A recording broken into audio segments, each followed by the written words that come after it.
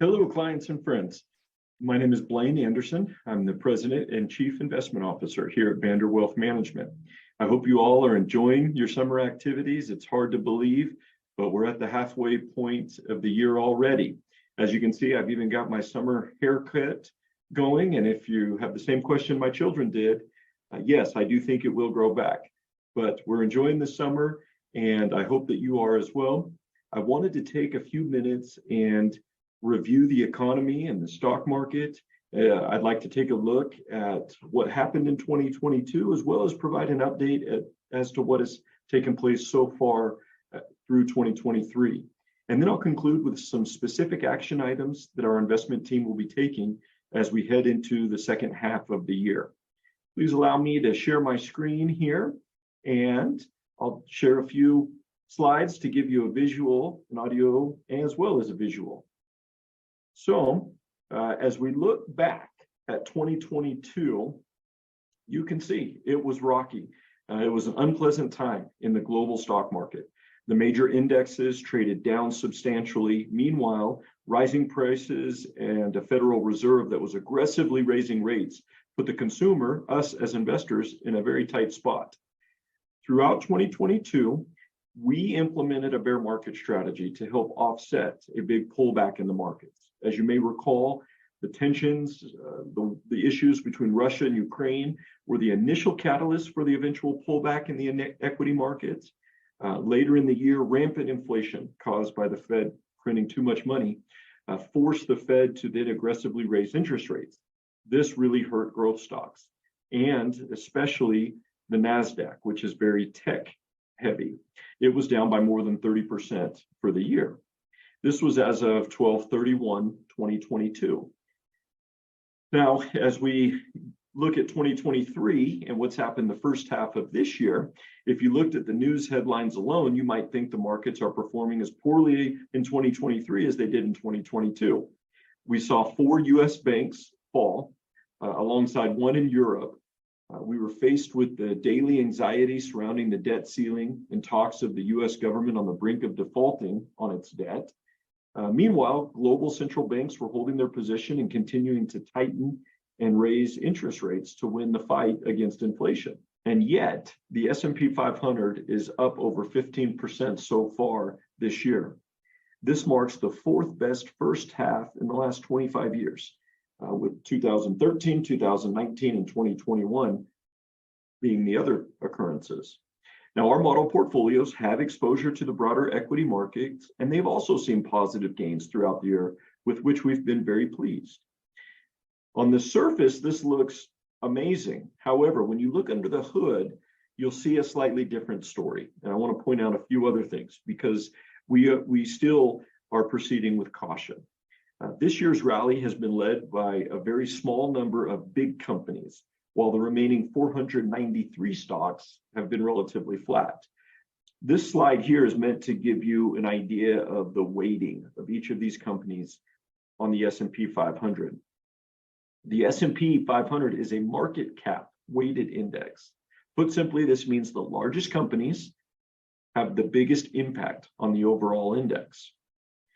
On an equal weighted basis, the S&P 500 is up only about 5% to date, and small and mid-cap stocks are not much more than that either. An equal weighted index means that all 500 companies in the S&P 500 would have the same impact on the overall return. Companies compare this to the way the S&P actually works, which assigns greater value or weight to the largest companies. So you can see the S&P 500 in 2023, there's really just a small number of companies that are outperforming the index, 23%. It's just that they have larger weighting. So taking that into consideration, what lies ahead? Well, the Fed's next meeting will take place July 25th and 26th. The consensus is that the Fed will resume raising interest rates and that the markets are expecting a 25-point increase. We'll be eagerly watching the inflation data and changes in the money supply. According to the economic and investment team at First Trust, investors need to focus on the windshield and not the rearview mirror. They believe a world of higher for longer rates and slower growth than the last 4 years is much more likely than a return to the abnormally low interest rate environment that we've experienced for the past few years. Second quarter earnings will start releasing soon. We're expecting to see a slowdown in earnings growth as inflation will be the headwind for corporate profits.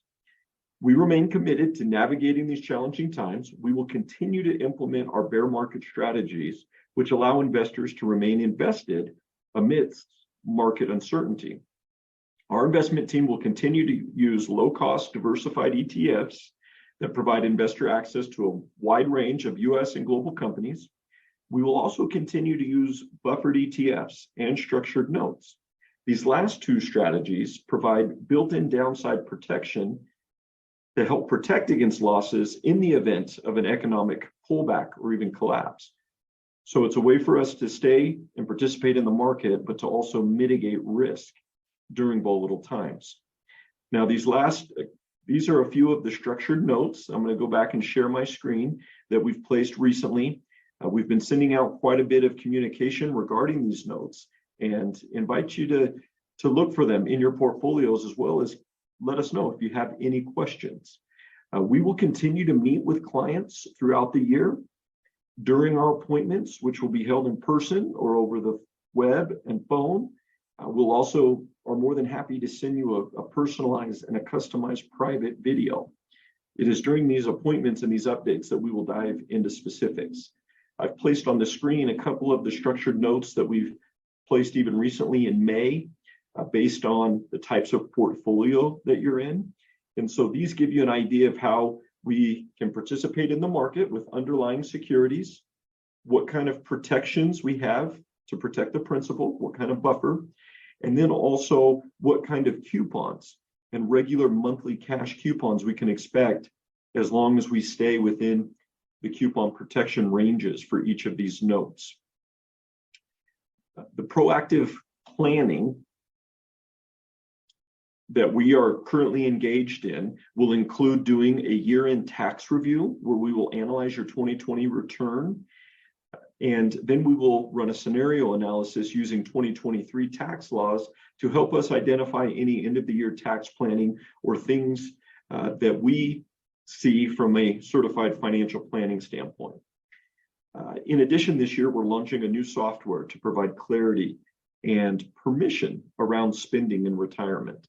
We want you to be able to maximize your retirement as much as possible in these different stages of retirement. If you're interested in having our office conduct a year-end tax review or retirement income plan review, please also feel free to reach out and we'll set an appointment with a member of our advisory team. We hope that you found this information to be educational and helpful, as well as give you a gauge as to what's taken place in our outlook moving forward. As we all know, investing involves risk, and past performance is not a guarantee for future results. Your individual portfolio allocation will be based upon your individual goals, your investment time horizon, your tolerance for risk, your liquidity needs, etc. If you have any questions or certainly any comments about anything discussed, please feel free to contact our office.